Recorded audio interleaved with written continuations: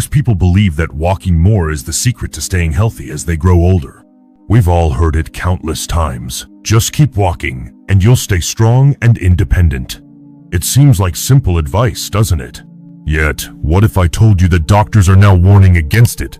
Walking is indeed a great way to stay active.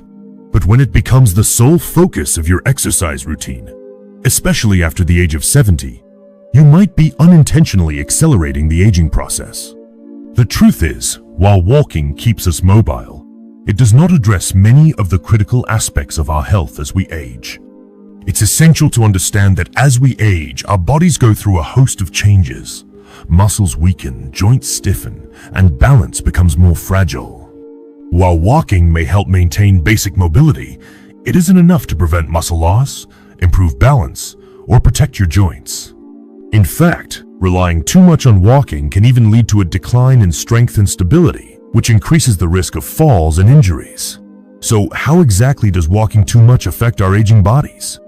Let's explore the physical changes that occur after 70 and why walking alone won't suffice. The physical changes in the body.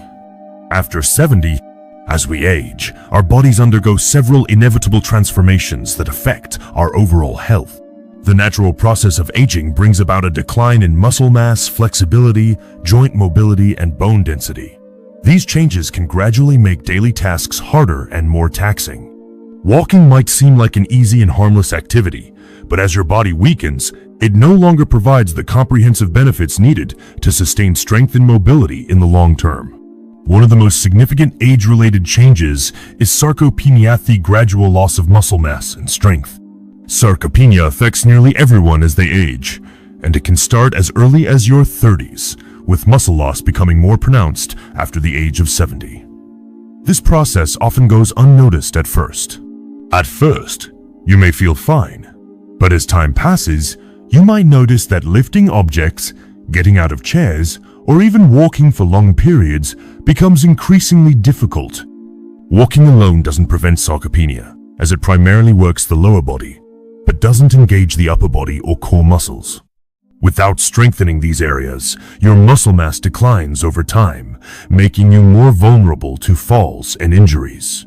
Joint stiffness and reduced flexibility are also common as we age. The cartilage that cushions the joints gradually wears down, making movements feel less fluid. Walking might keep the legs moving, but it doesn't address the issue of flexibility or range of motion in the joints, especially in the hips, knees, and ankles. The lack of flexibility can make simple tasks, like bending down or turning your head, more challenging. Over time, this decline in joint mobility can restrict your ability to perform everyday activities without discomfort. The pitfalls of relying solely on walking. While walking is undoubtedly a low-impact form of exercise that helps keep the body moving, it is not a catch-all solution for aging. In fact, focusing only on walking can have unintended consequences. Walking primarily engages the lower body muscles, but it does little to challenge the muscles in your upper body, core, and stabilizers. These muscles are essential for maintaining overall strength, balance, and coordination.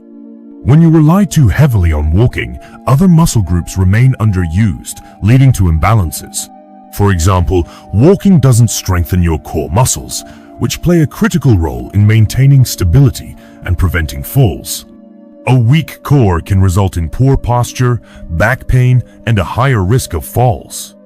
Additionally, walking doesn't provide enough resistance to keep muscles strong enough to support daily activities like carrying groceries or standing up from a chair.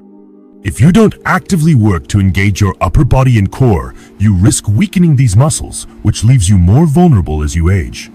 Even the act of walking itself, when done excessively, can place strain on your joints. The repetitive motion of walking, especially without proper rest or variety in movement, can contribute to joint wear and tear. Your knees, hips, and feet bear the brunt of each step, and over time, this constant pressure can lead to joint pain, inflammation, and discomfort. While walking may keep you mobile in the short term, it does little to promote joint health in the long term. Sarcopenia, a key issue. After 70, Sarcopenia is one of the most pressing issues facing those over 70. As muscle mass diminishes, the body becomes more fragile. This loss of muscle strength is closely linked to a decrease in functional capacity, meaning the ability to perform daily tasks. Muscles are not just important for strength, they are also vital for maintaining bone density, supporting metabolism, and improving balance. Without sufficient muscle mass, the body becomes weaker, which leads to a loss of independence. Sarcopenia can make it harder to stand up from a chair, climb stairs, or even walk. In severe cases, it can lead to an inability to live independently, making it difficult to perform simple tasks that were once second nature. This condition also increases the risk of falls and fractures, which can lead to hospitalization, long recovery times, and even permanent disability. The worst part? Sarcopenia isn't just about losing muscle mass, it's about losing muscle function. Walking alone won't prevent muscle loss, and if you don't take proactive steps to strengthen your muscles, the loss can accelerate. Doctors now emphasize that muscle loss can be slowed or even reversed with the right kind of exercise. That's why strength training should be a priority after 70. But strength training doesn't just involve lifting weights at the gym. It can involve simple bodyweight exercises, resistance bands, or even lifting household objects. The role of strength training in preventing muscle loss. Strength training is essential for maintaining muscle mass, but it does more than just preserve muscle. It plays a critical role in improving balance and reducing the risk of falls. As we age, our ability to react quickly and stabilize our bodies during movement diminishes.